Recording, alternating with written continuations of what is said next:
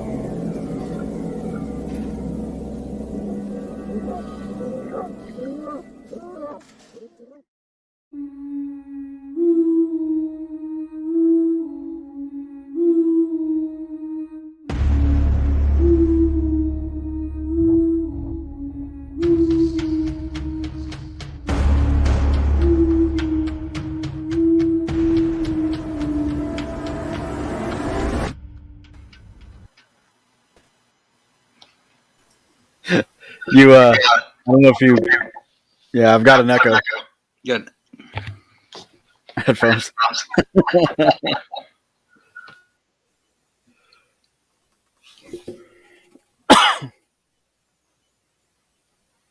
I can't hear you now.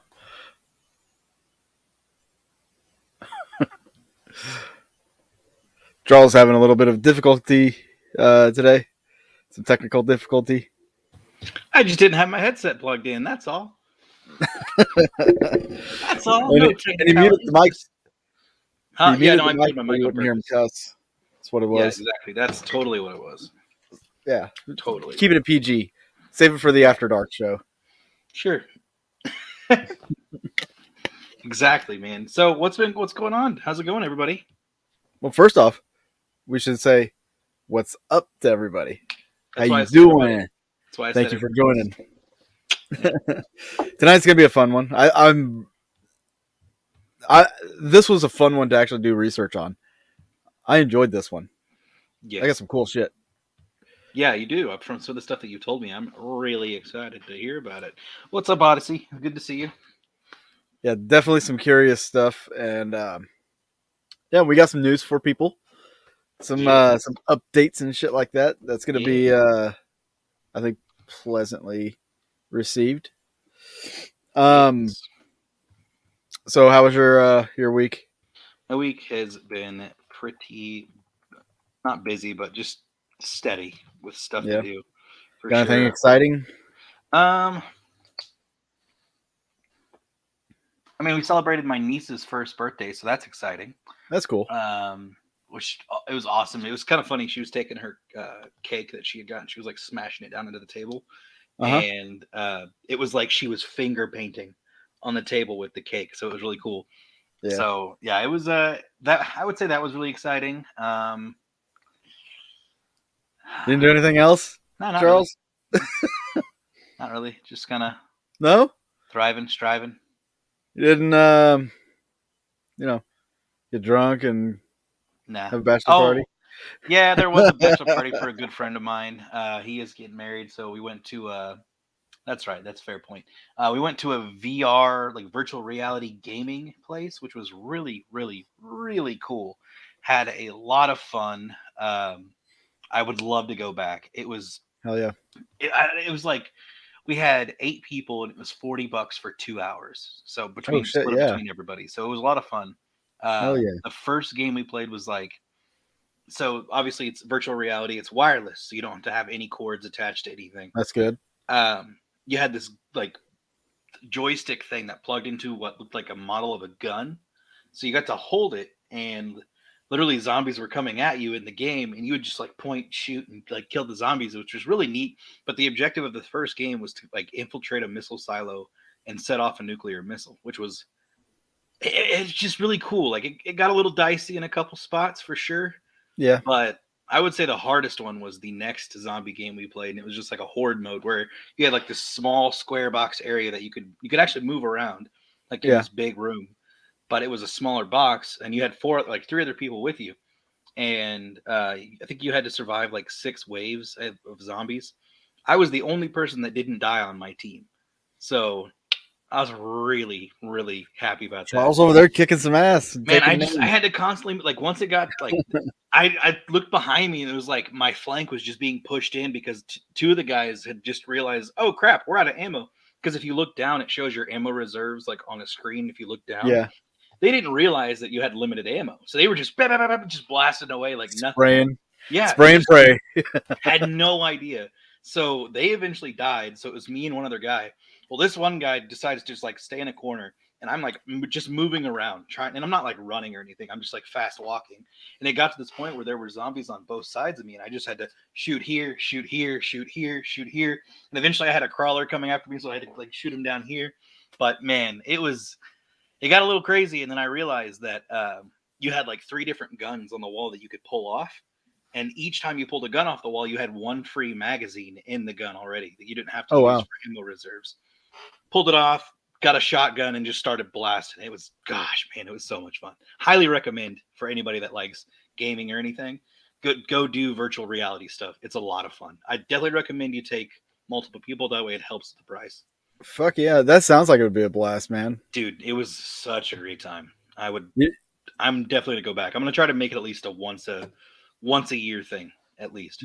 you just reminded me, like I this is what I envisioned you as, like from what you were talking about. Yeah, I mean, it wasn't that intense, but it was pretty freaking close. I just when you got like 4 zombies this way to your left, and like 6 or 7 to your right, it's just like you got to really pick and choose, like which ones are closer, and then between your reload and stuff, man. Yeah, It was so much fun. It was great. that's awesome.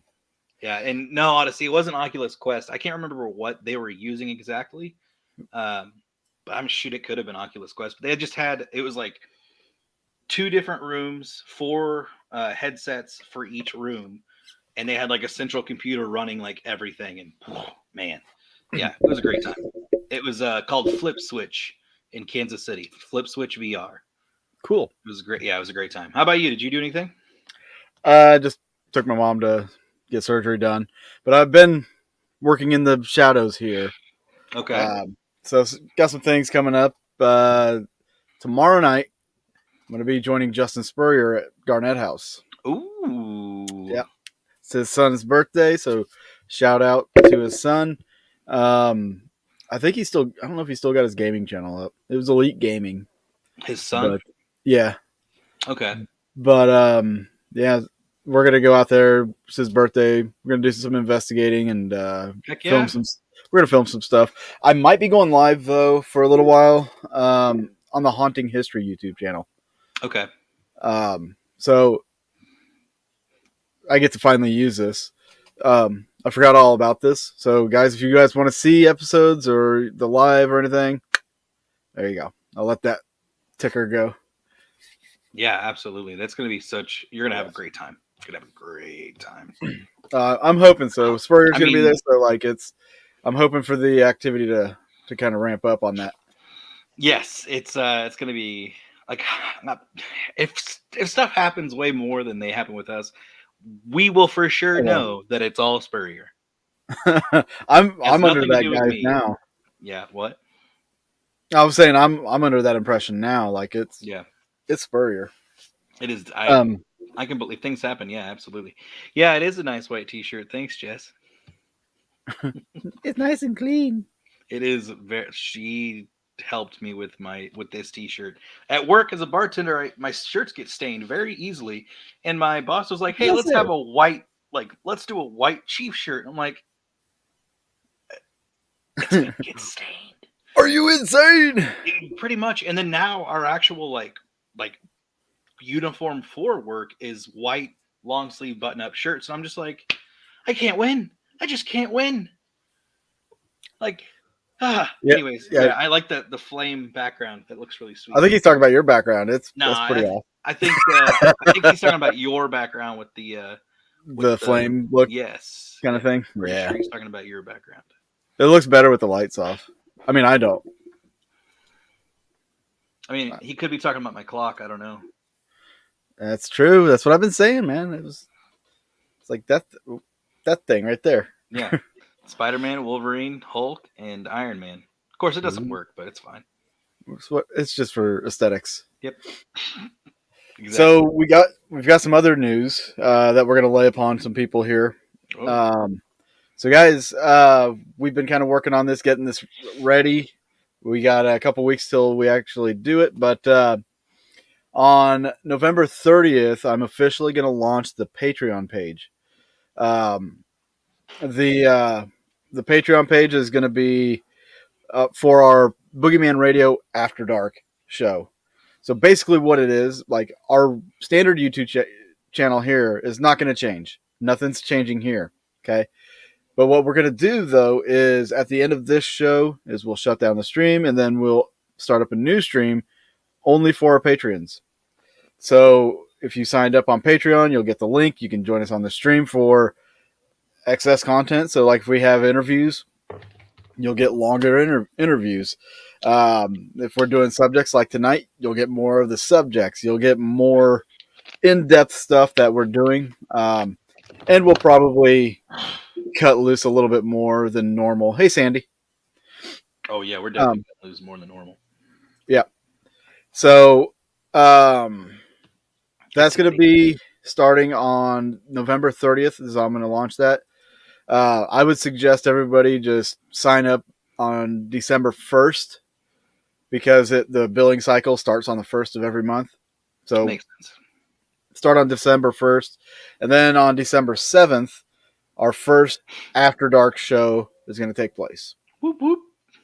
So depending on how many weeks are in the month, you may get 3, you may get 4 episodes of Boogeyman Radio After Dark. Some of these lives that we do every now and then that are going to be random lives, we'll throw those in there as well. We're also going to throw in more of the games. Yes. Not that we're not going to do it on here, but we're going to just do more of it on that. So, yes. Additional. yeah. Also, So I just want to state that we're already halfway through November. I know it's crazy. 2022 is literally right around the corner. It really So is. weird. So weird. After Dark clothing optional. Well, it depends on how you like your lookers dressed. I'm gonna wear clothes.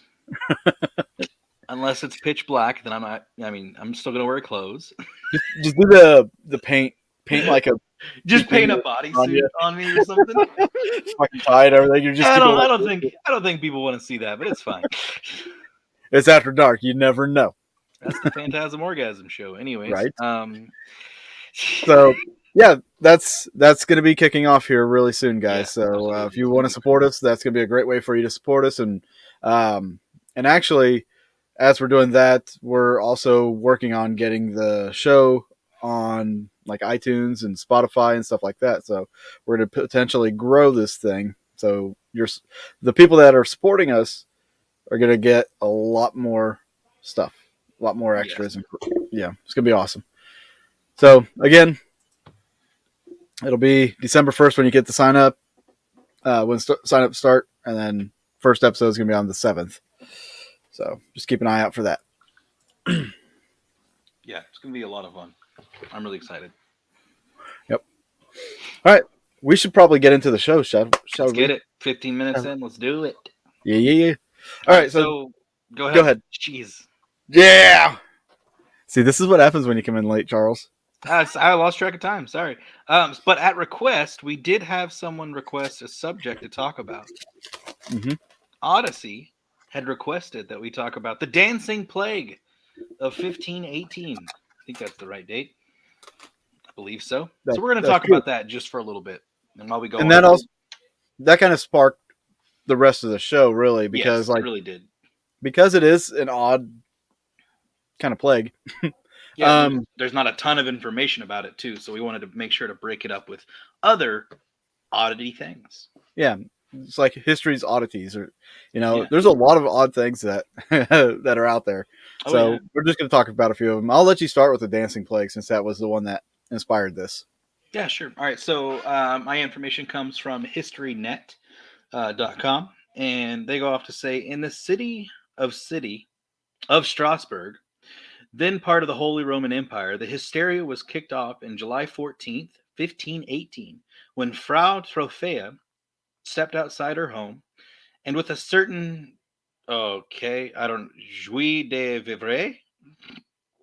Yep, I don't know French, so I'm gonna say with a certain feeling of some sort, treated the We city to some original dance moves. The OG dancing queen, Trophea, continued to whirl and twirl without rest for 6 days. Within a month, nearly 400 people were capering around town with her, their toes tapping to the point of exhaustion. The disease, at the time called St. John's Dance, wasn't just contained to Strasbourg. The dancing plague spread up and down the Rhine River to cities including Liege, Utrecht, Tongres, and others in the Netherlands and Belgium, according to the Smithsonian.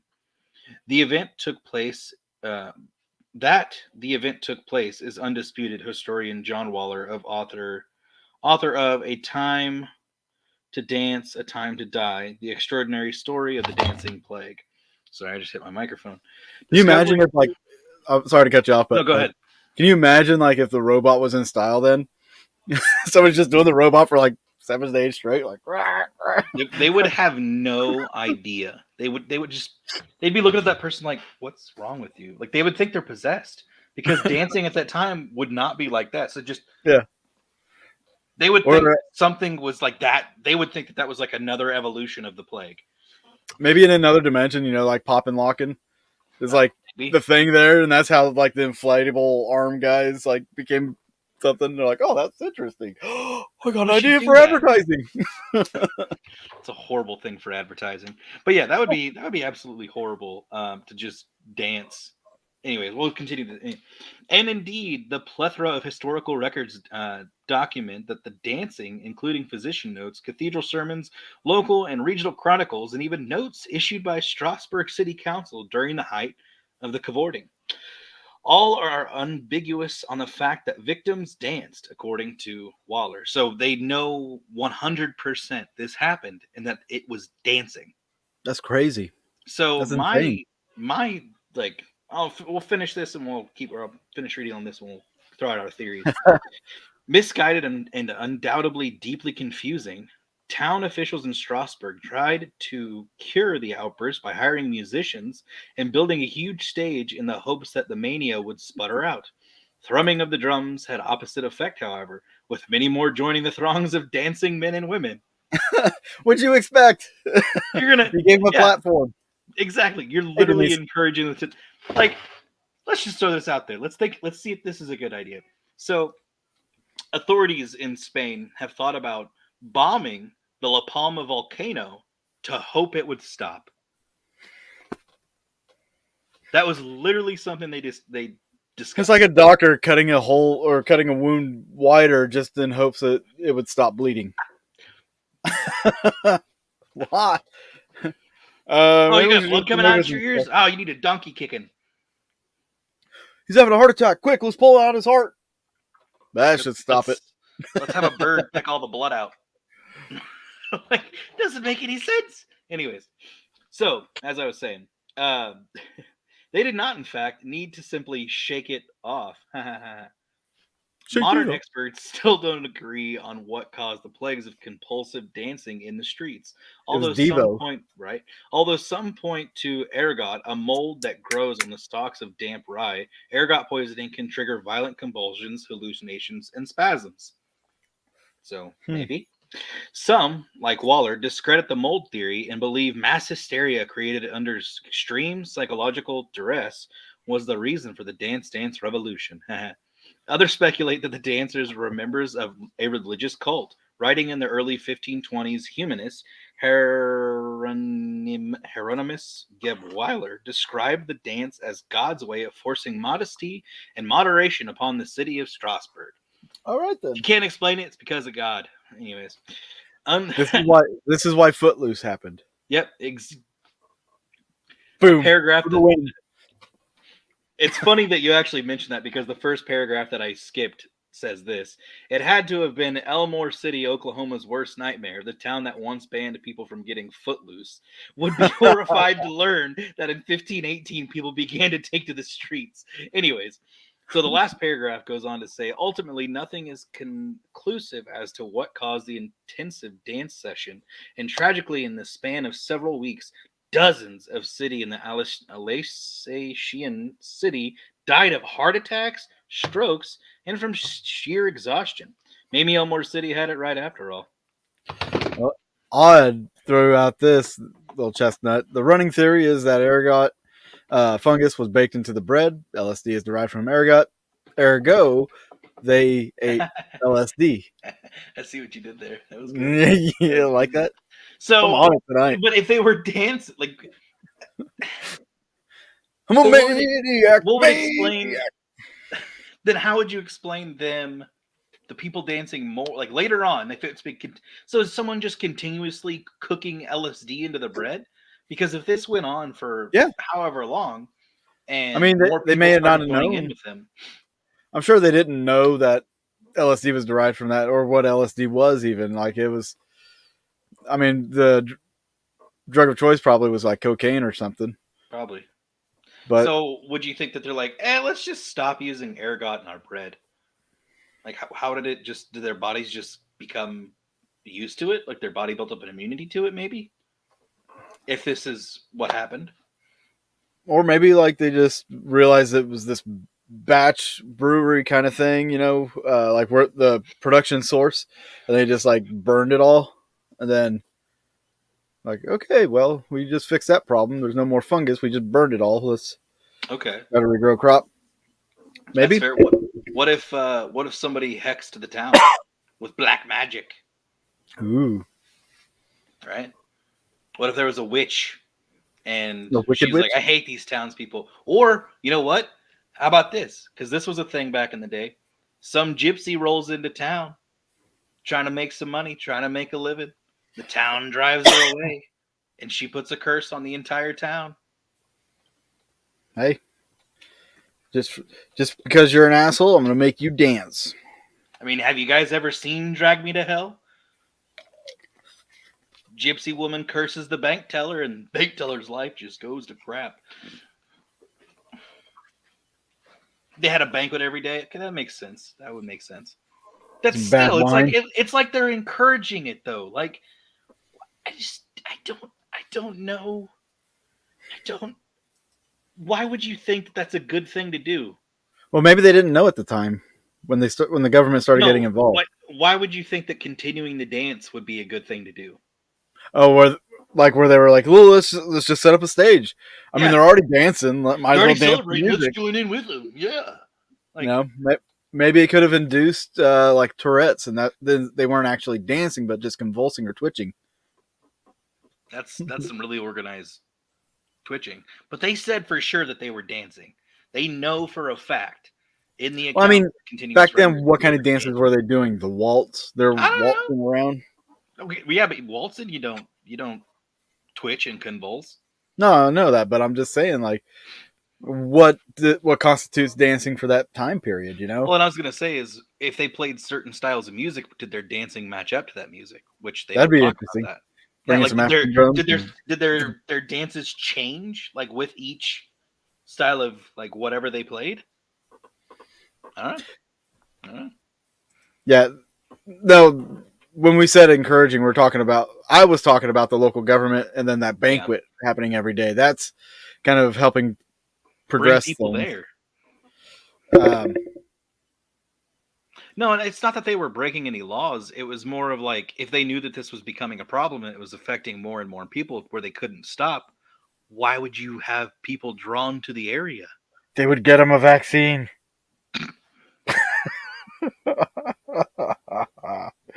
Oh shit! I went there. No, natural immunity, Dave. Natural immunity.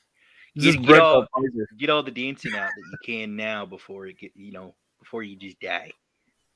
Okay, guys, we're gonna bake this bread with some rye. How about some wheat? Why don't you get a little bit of that Pfizer over there? Let's put that in there. Man, this is some good bread. What's in this bread? I can't stop dancing now. Oh Not how shit! it's Here like it they'd comes. be like in their seat and they just start like, oh, gotta get up, start dancing now, I guess. I don't know.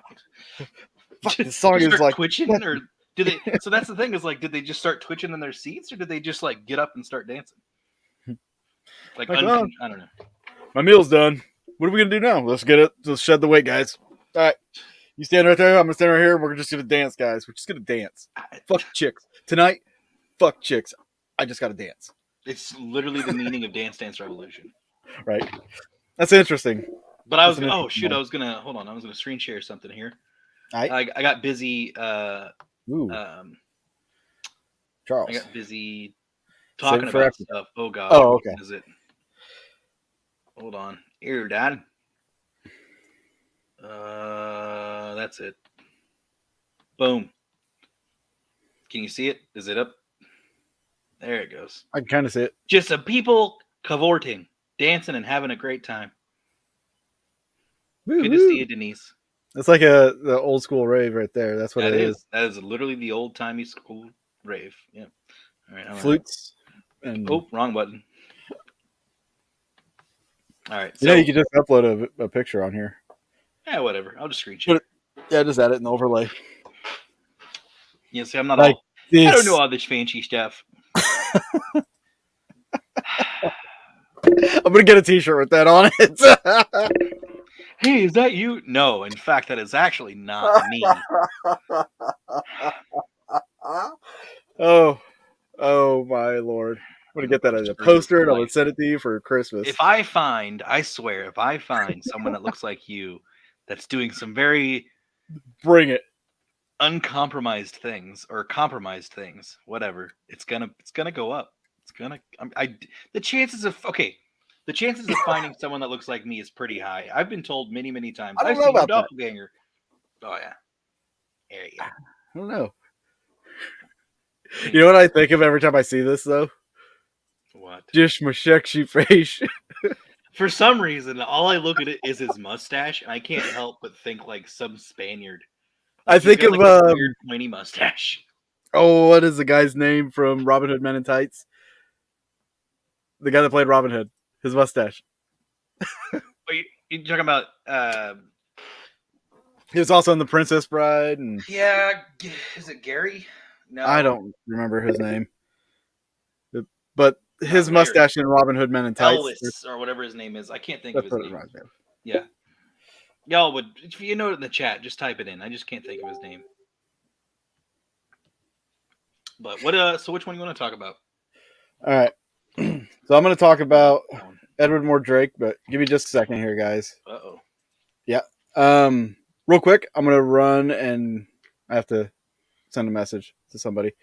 But while I'm doing that, I'm just going to play a trailer for my eventual film. I mean, I got another thing I can read off if you want. Okay, go ahead.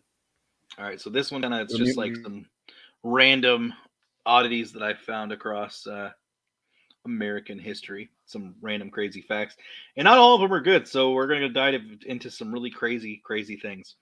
So this one's called Little Albert. Carried out by John Watson, the Little Albert experiment aimed to find out if fear was inherently ingrained or culturally taught. To find out, he essentially repeatedly traumatized a sick baby that he kidnapped every day from the on-campus daycare facility without its mother's knowledge by presenting it with soft, fluffy things while slamming a gong with a hammer from behind a curtain to scare the child. What a douche.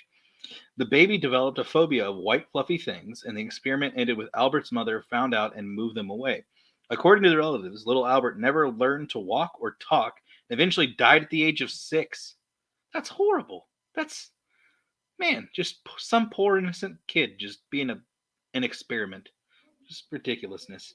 And another one that I was going to read about here real quick.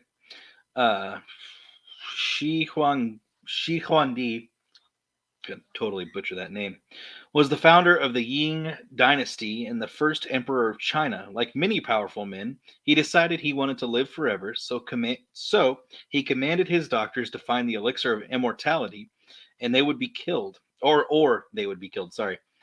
His doctors shortly discovered the magic potion, and he set about drinking it daily. Unfortunately, he was actually drinking mercury and eventually died from mercury poisoning. Those doctors were smart. Those doctors were real smart. That's horrible. Horrid. Carrie I, Elwes, thank you. Yeah, Steven Seagal. Nice.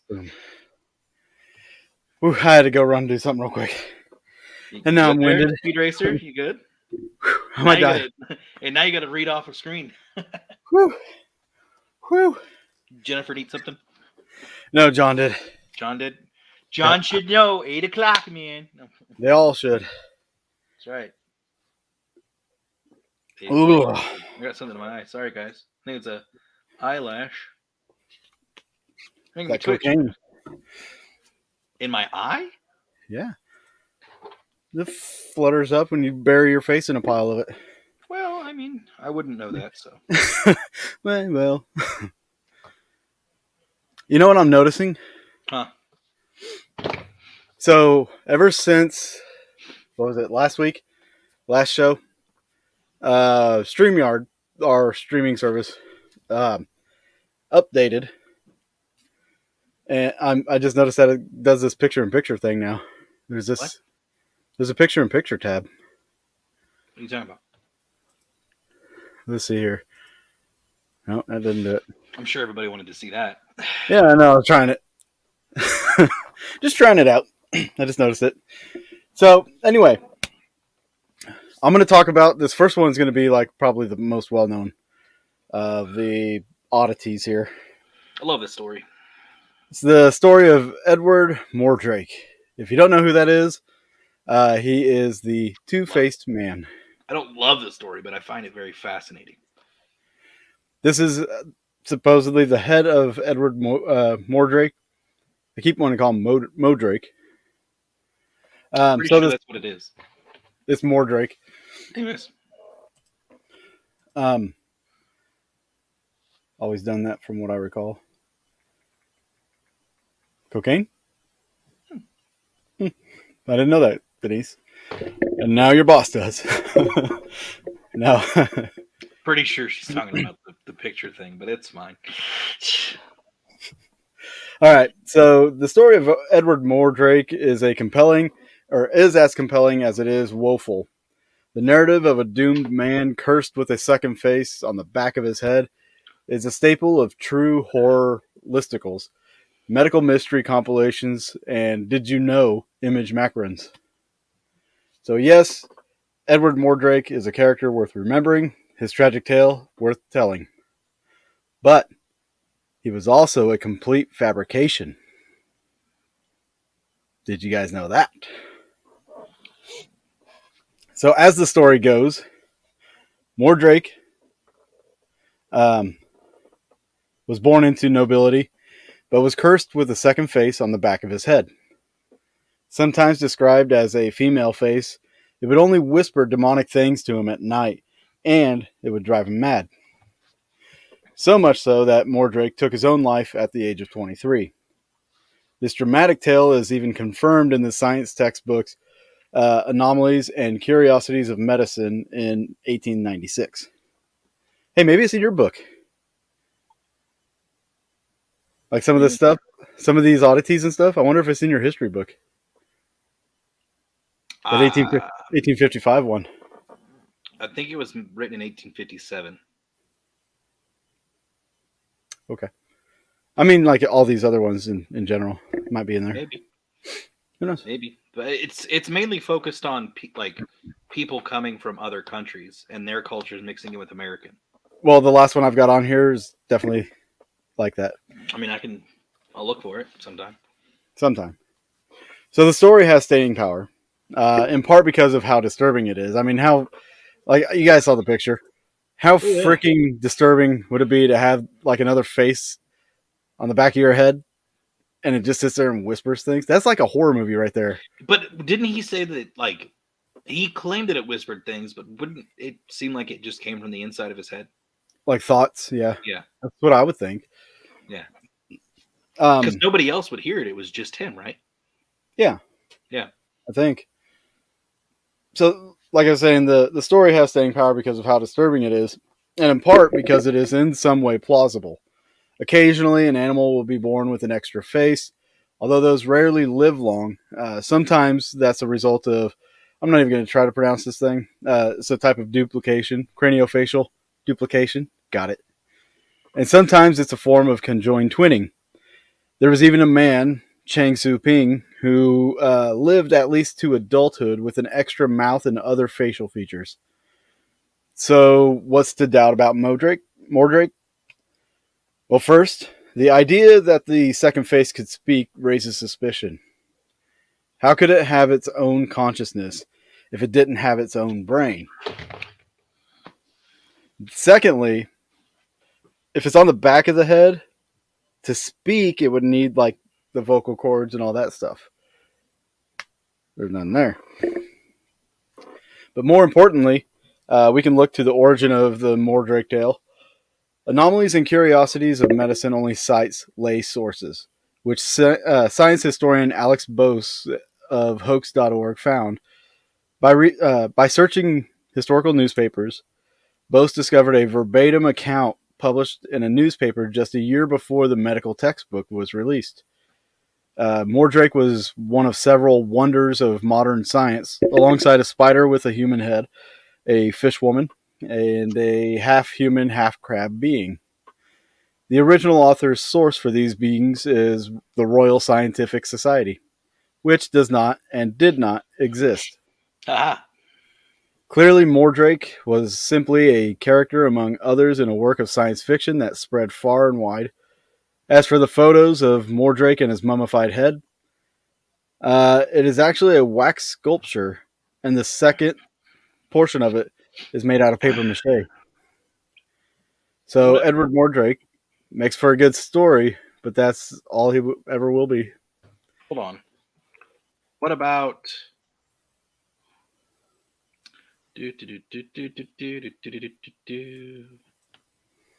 Where is it at? I gotta find the right picture here.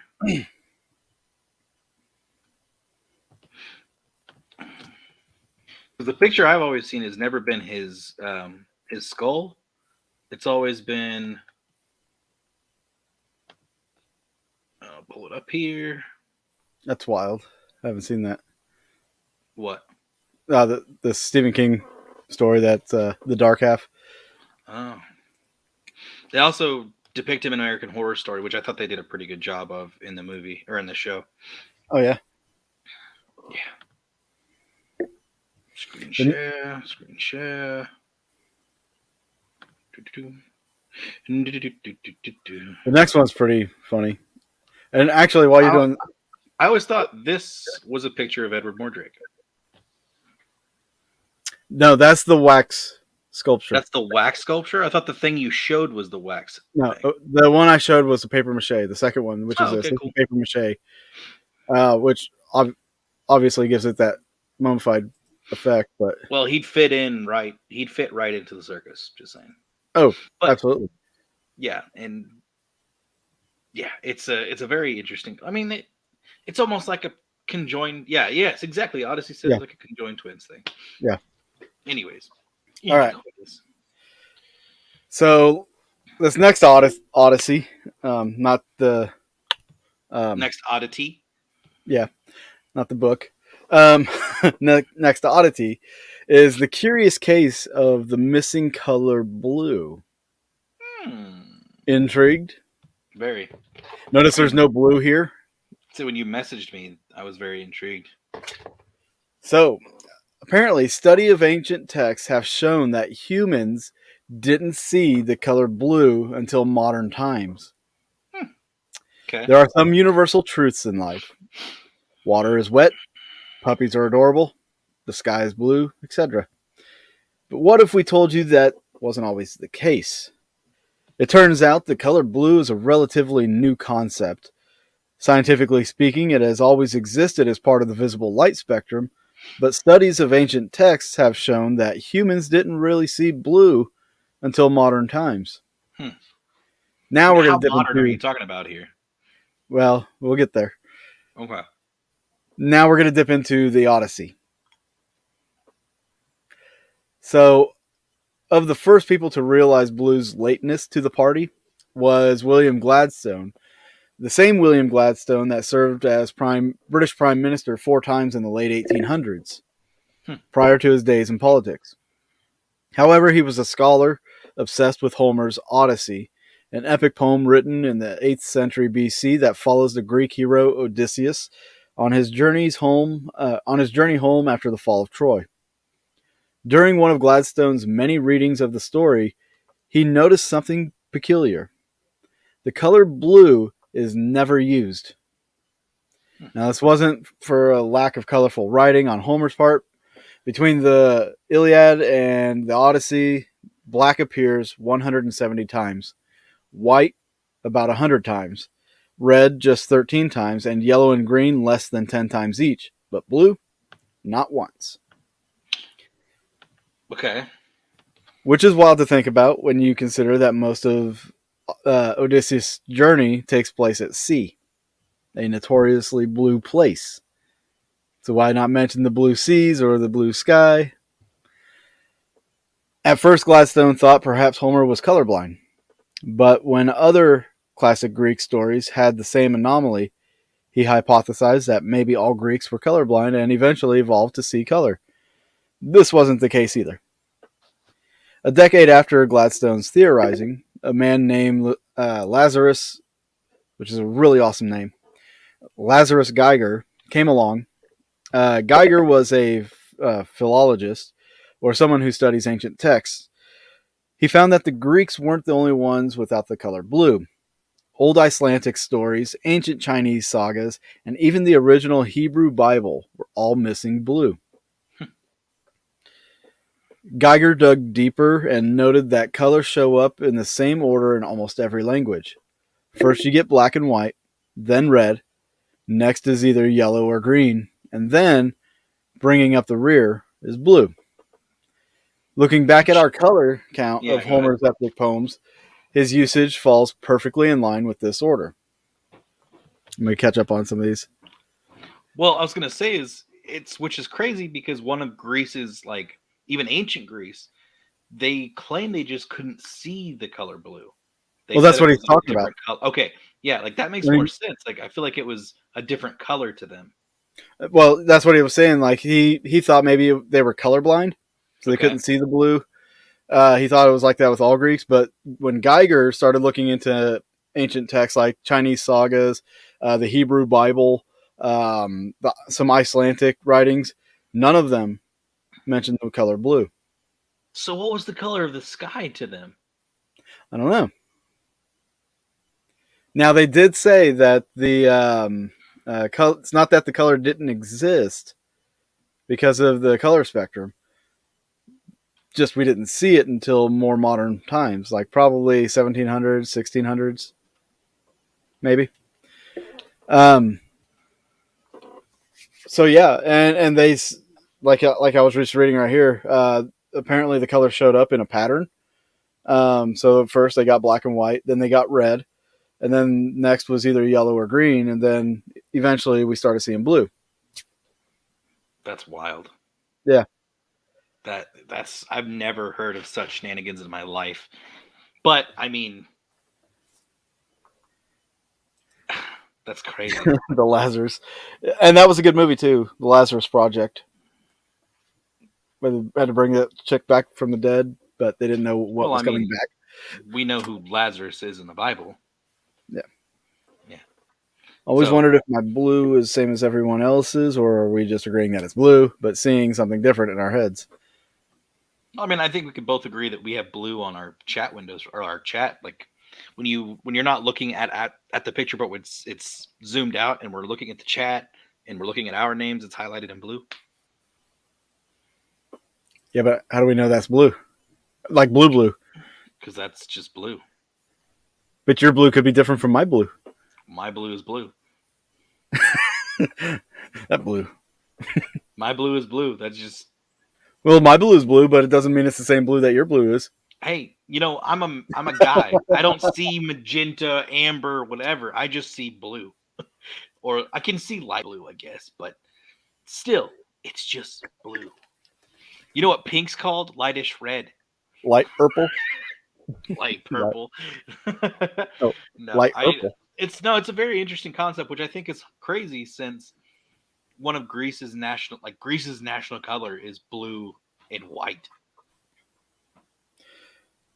So I'm gonna continue on here. Ron calls teal blue. Teal, I mean, it is a type of blue. There's teal green, teal blue. Yeah. All right.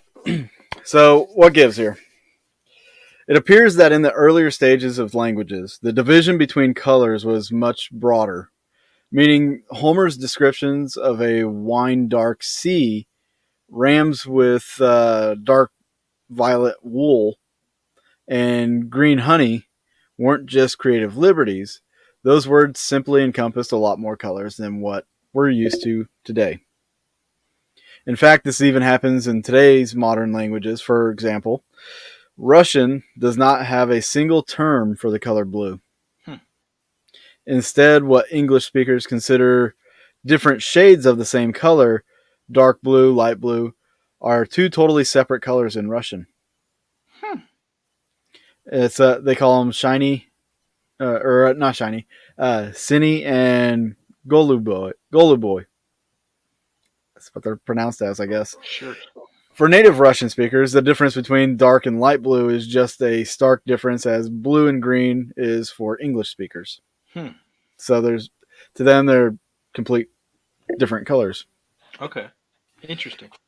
Um, an author of the book Through the Language Glass: Why the World Looks Different in Other Languages, Guy Dusher, I guess I said his name right, writes that perhaps the reason for the lack of distinction between colors is because blue isn't just a color that appears frequently in nature, so we don't need a word for it. The only ancient language with a distinct word for blue was the Egyptians, who used blue dyes. So what about the sky? That great big blue thing that's looming above us all the time, right? How do people not have a distinct word for it? Maybe that's, they go on to say, maybe that's not as obvious as you would think. So this Dutcher guy performed an informal experiment on his daughter, never inquiring about the color of the sky or ask her what color it is. Um, he taught his daughter the colors, but intentionally never mentioned the color of the sky. Once she was confident in her learnings, he took her outside, pointed to the sky, and asked her, "What color is that?" To which she had no response.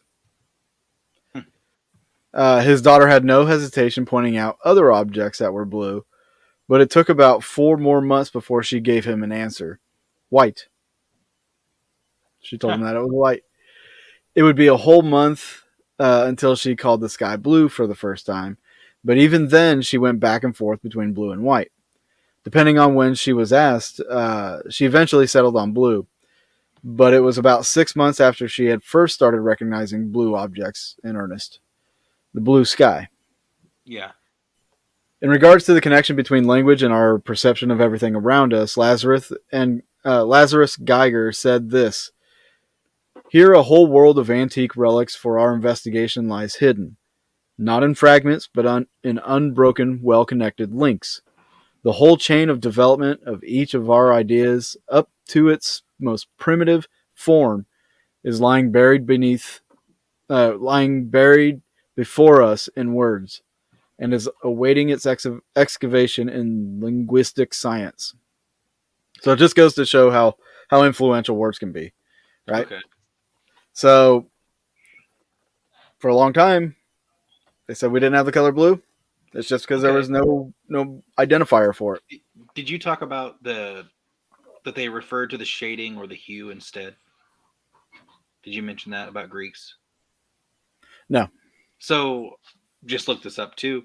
Rather than describing a specific color, ancient Greeks frequently referred to the shade or the tint of the hue instead of considering colors on a shade from light to dark. Yeah, well, I mean, I did kind of graze over that now that I'm thinking about it, because they were talking Okay. about like the violent wool or dark violet wool or the wine dark sea.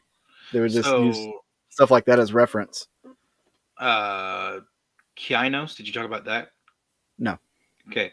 In ancient Greek, the word kainos, Kyaenos, was often used for the colors on the darker end of the spectrum, including what we know now, or what we know was violet, black, dark blue, brown, and dark green. The modern word cyan, a greenish blue, comes from that word. Glaukos was frequently Glaukos was frequently used in reference to lighter colors such as yellow, gray, light green, light blue. With both Kylos and Glykos, however you want to say it, can be used for a range of colors. There were distinct words for colors included in this range, except blue. Interesting. So that's what I'm saying. They went by the shades instead of what the actual Actual. color was. Yeah. And then when they would list off the colors, they just never had a word for blue because they actually linked blue with more of a greenish color because Hmm. it was so closely related to green. Right. Very interesting. Very, very interesting. That's wild. I would have never ever thought of that. Yeah. So I'm gonna graze over this one because we're running low on time. The next one is one I really want to put out there. Okay, go for But it. this one I'm just gonna throw this out there. The 17th century, there was actually somebody who had a plan to trade with aliens on the moon In the 17th century. in the 17th century. How did they know there was aliens on the moon? Well, um, so Oliver Cromwell is one of the most controversial figures in the history of Britain. Following the English Civil War and the execution of King Charles I, he established himself as Lord Protector of the Commonwealth of England, Scotland, and Ireland. All this is well recorded and still much debated by historians, but what we're really wanting to hear is the story of how his brother-in-law, who married his youngest sister in 1656, thought he was going to get out to the moon to meet and trade with aliens way back in the 1600s. Interesting. So Cromwell's brother-in-law, who was a distinguished scholar and Anglican clergyman, I don't know. Probably like a He was, Anglo-Saxon, but yeah, he was a founding member of the Royal Society, the world's oldest national scientific society. So he was probably like as educated as you could get at that time. yeah. But he also believed that the moon and surrounding planets were all inhabited and was convinced that he could build a flying machine to reach them. His his ambitions were loftier still.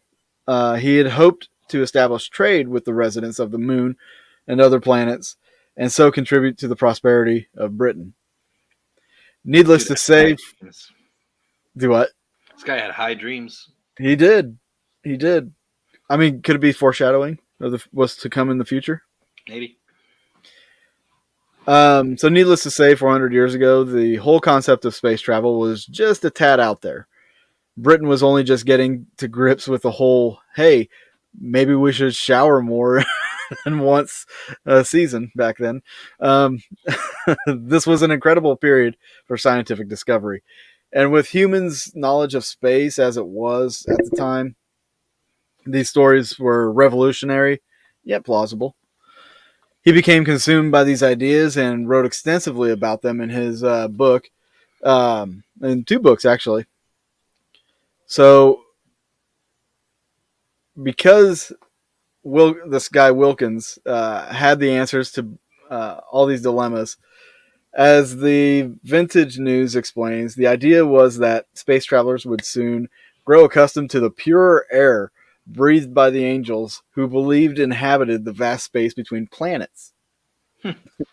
So there's one little, logical landmine there that he just kind Yeah. of sidestepped.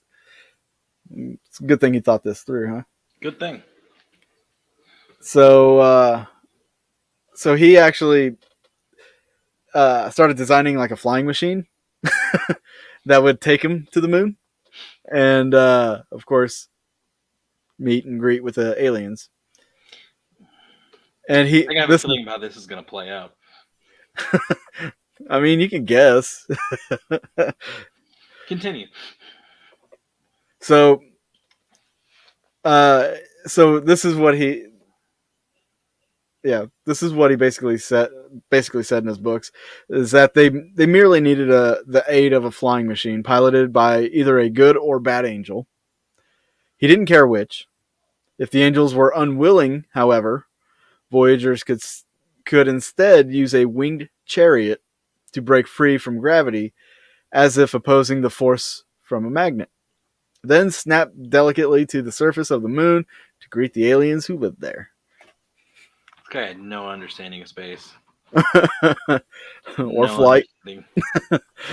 A winged Um, chariot. How you gonna get the chariot up there, bud? yeah. Horses? Imagine what they saw to understand, like, flying a chariot or flying a thing to the moon. I doubt they saw anything. You don't think ancient aliens had a Oh hand? no, I think they definitely had a thing, but Aliens. I, I don't think that their stuff looked like chariots. So, all right. So let me just drop back into this real quick. Eventually, um, let's see. I lost my spot. Oh, So he tried to invent like a ship, of course, to go and everything, and even a chariot. Um, he had a glass thing that was supposed to take him up there, but it didn't work, of course. Go figure. And then, a couple decades later, a couple of scientists would demonstrate that space was actually a vacuum, and knowledge of understanding of the force of gravity greatly improved uh, during that time, thanks to Isaac Newton. yeah. Because of him discovering gravity, we can no longer fly. Um, with this new information in hand, Wilkins was forced to concede that space travel simply wasn't possible. Without the Bursted his bubble. technology. Yep. All right. So this last one, this is gonna be the last one for the night, guys. I'm reading this one just because we have a holiday coming up, Turkey Day. So I'm gonna read you about the actual first Thanksgiving feast. We're gonna burst some bubbles here. If you learned anything in school, it was a happy-go-lucky kind of, meeting of, us and them. Wrong. And Wrong. Dead wrong. it wasn't even as bad as that. It was different. They were It shooting was each other. different. So here we go. Turkey Day. Imagine you're getting ready to sit down with your annual Thanksgiving dinner. The harmonious aroma of turkey, potatoes, cranberry sauce is wafting through your house. You've likely Stop, sir. What? You need to stop right now. What? Thanksgiving's like a week away. Yeah. You're getting me Yeah. hyped. All right. Well, so you've likely fasted all day to ensure you have enough stomach room for a heaping plate of all your fixins. Perhaps you even wore your special stretchy pants. Um, Instead of sitting down for this once a year Thanksgiving feast, picture your family's table dressed with a spread of venison, swan, and shellfish. Not Tasty. exactly screaming Thanksgiving dinner. I'd eat Um, venison. you what I'd eat venison. for Thanksgiving? Heck yeah. I mean, yeah, go hunting, kill you some deer. It's that time of year. Yep. Anyway, So while the gathering, do what? I said anyways. Okay. Um, in this case, you'd be eating exactly what the Pilgrims and the Wampanoag Indians prepared. I didn't say that right. I'm sure. Nope. What the Indians prepared for the very first Thanksgiving. While the gathering could have served the traditional turkey corn pairing, it's just as likely that the feast included a different bird, possibly a swan, in addition to venison and shellfish, historians say. The corn was probably a bit off menu too, as it could have been mashed up and used as a type of porridge. The New England Today magazine reprinted a letter that Edward Winslow, an English teacher at the time, wrote home to a friend where he described the day like this. Excuse me. For 3 days we entertained and feasted, and they went out and killed 5 deer, which we brought to the plantation and bestowed on our governor, and upon the captain and others. And although it be not always so plentiful as it was at this time with us, yet by the goodness of God we are so far from want that we often wish you partakers of our plenty. So it's clear that this first gathering had quite a bit of food. Yeah. But was their deer dish accompanied by any one of the Thanksgiving staples like cranberry sauce? While the pilgrims probably knew about the fruit, the lack of available sugar would have prevented them from turning it into a sauce. Historians say it would be another 50 years before anybody did that. Most of the food present on their table was actually shellfish. After all, they were feasting in New England. Where else can you get the best lobster, oysters, clams? All were probably on the table in addition to mussels and even eels. Some great seafood. Yeah.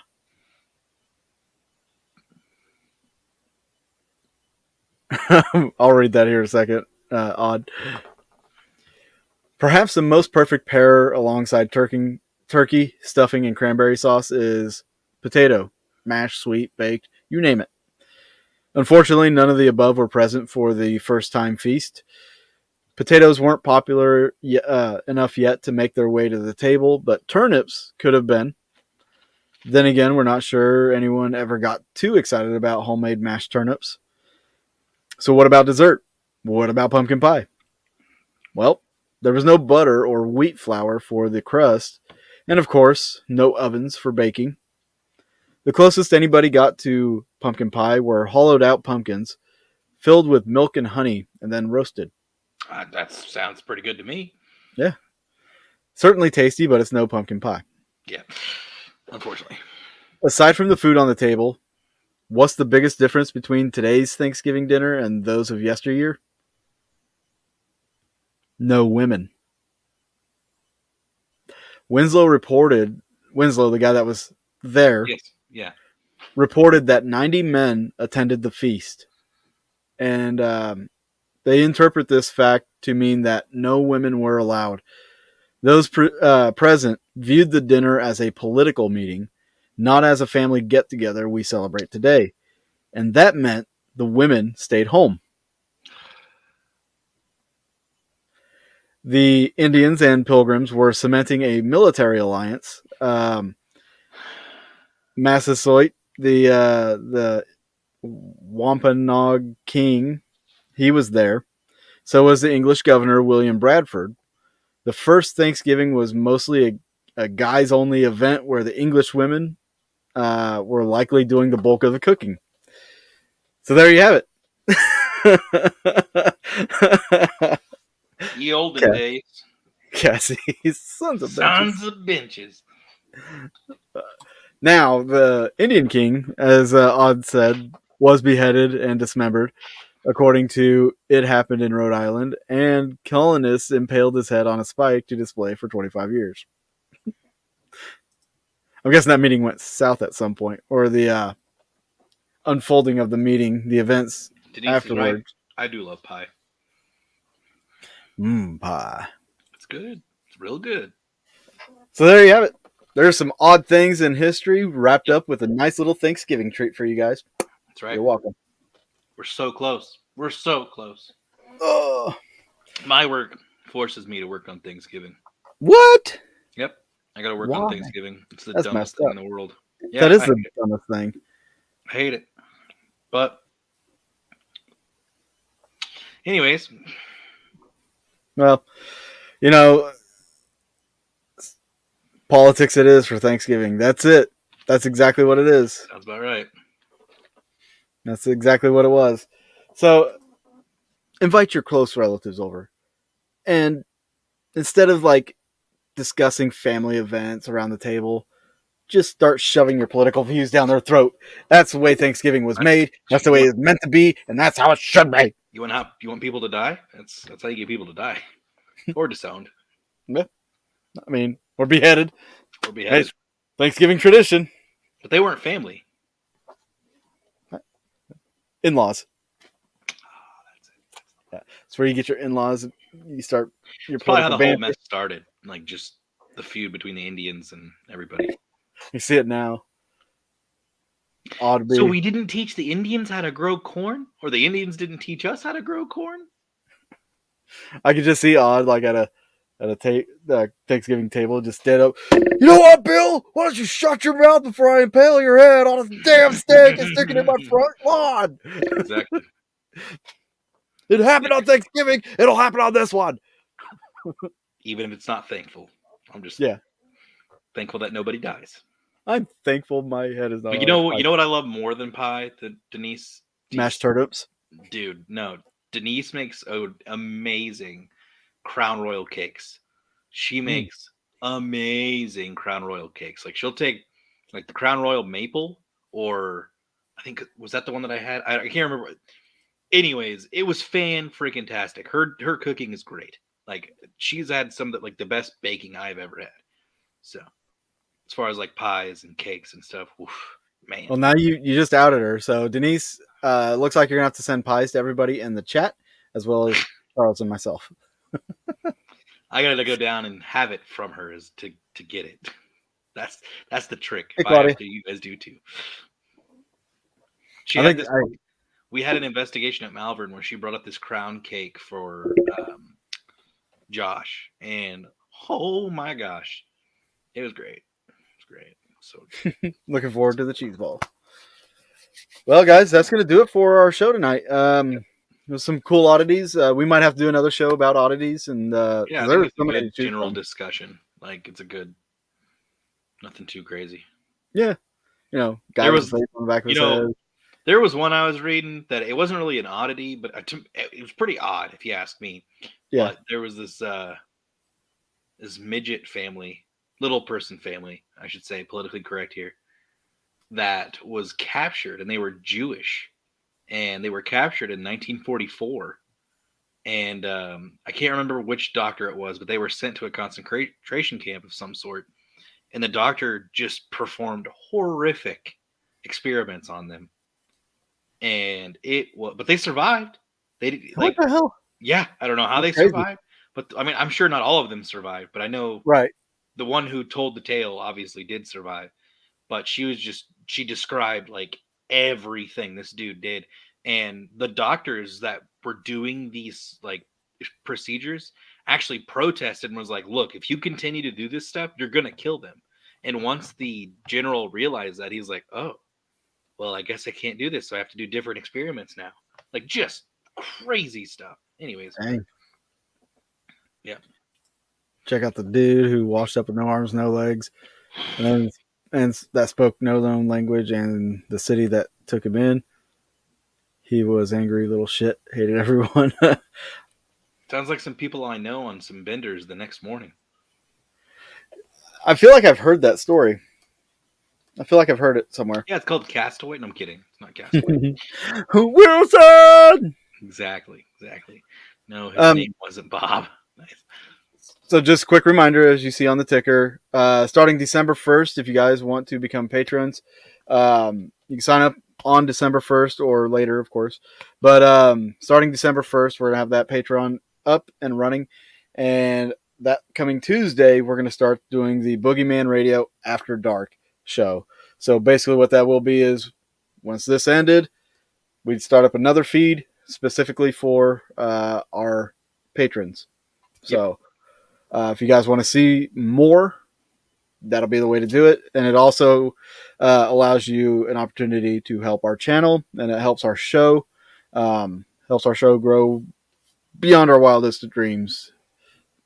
I'll vote for Pedro.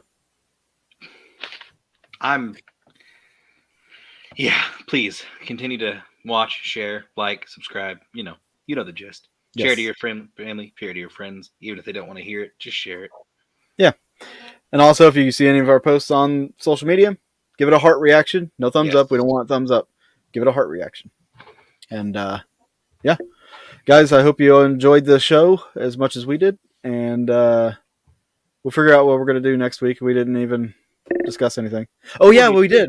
We did. I threw it out there for you. There was our Howler. Ah, yes. I say we do that. Ozark Howler. Let's do it. Do it. Hercules, Hercules. All right, sounds good. We're gonna be discussing those Arc Howler next week, right here on Boogeyman Radio. You guys have a good night. Bye, everybody.